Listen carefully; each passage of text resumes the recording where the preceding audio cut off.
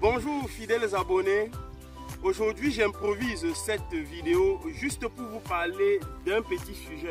Donc actuellement je suis en train d'installer un rucher entre la ville de Yaoundé et Douala.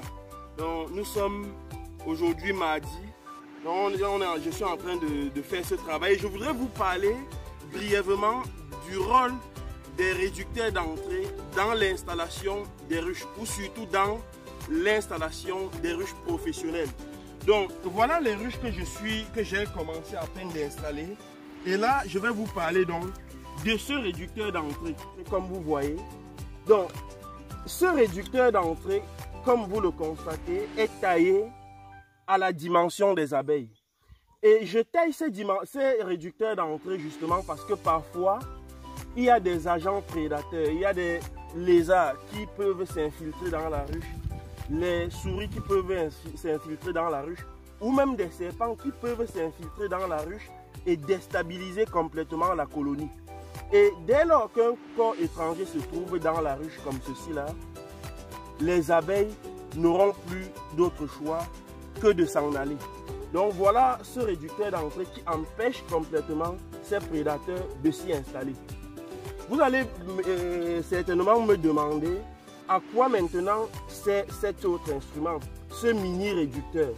En fait, lorsque vous placez votre réducteur d'entrée, comme vous le voyez à l'image, il arrive parfois que des colonies qui viennent s'installer dans cette ruche soient des colonies faibles.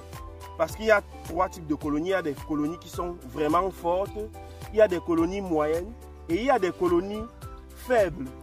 Et généralement, quand une colonie faible s'installe dans cette ruche, elle va utiliser peut-être 2 à 3 trous. Et le reste de trous, cette colonie, les abeilles ne vont pas les utiliser. Vous voyez?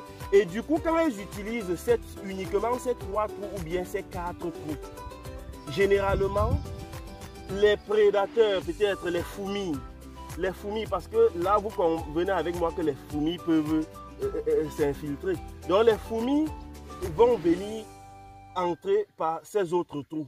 Vu que ici, là, c'est là où les abeilles entrent, viendront, donc les fourmis viendront s'infiltrer à partir de ces autres trous. Donc, je mets encore ce mini réducteur pour bloquer complètement cet espacement aux fourmis, de telle enseigne que si la colonie est installée là, qu'elle ait la capacité de contrôler effectivement les 3 espaces ou les 4 espaces qui les permettent d'entrer et de sortir. Et maintenant, quand vous laissez comme ceci là, voilà, je laisse par exemple 4 ouvertures pour les piéger. Une fois que cette ruche sera colonisée, je vais venir de temps en temps vérifier pour voir l'activité à l'entrée de la ruche, l'activité de sortie et d'entrer à l'intérieur de la ruche. Et au moment où je vais constater que l'activité devient intense, je vais bousculer ça au fur et à mesure. Reculer ceci comme ça là, écarter ce mini réducteur pour ouvrir au fur et à mesure des espaces pour leur permettre d'entrer et de sortir. Et justement, quand la colonie sera vraiment importante, je vais tout simplement retirer ça et laisser aux abeilles d'utiliser tous les 17 trous que voici.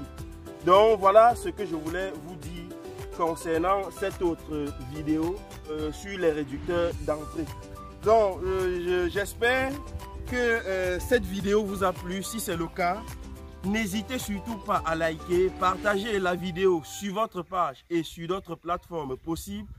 Et surtout, n'oubliez pas de vous abonner sur Tami Jardin sur Facebook et Tami Jardin TV sur YouTube, les 2 grandes plateformes africaines des passionnés d'agriculture, d'apiculture et d'élevage. Donc, je vous donne rendez-vous très bientôt pour une nouvelle émission. À très bientôt. Bye bye.